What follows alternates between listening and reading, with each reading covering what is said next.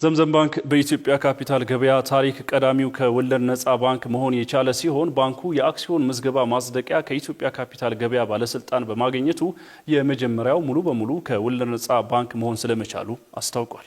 የኢትዮጵያን የባንክ ኢንዱስትሪ እንግዲህ የመጀመሪያው ሙሉ ለሙሉ ከወለድ ነፃ ባንክ በመሆን ከዛሬ 5 ዓመት በፊት ገበያውን የተቀላቀለው ዘምዘም ባንክ አክሲዮን ማህበር 6 ሚሊዮን ነባርና አዲስ አክሲዮን በኢትዮጵያ ካፒታል ገበያ ባለስልጣን በይፋ አጽድቋል።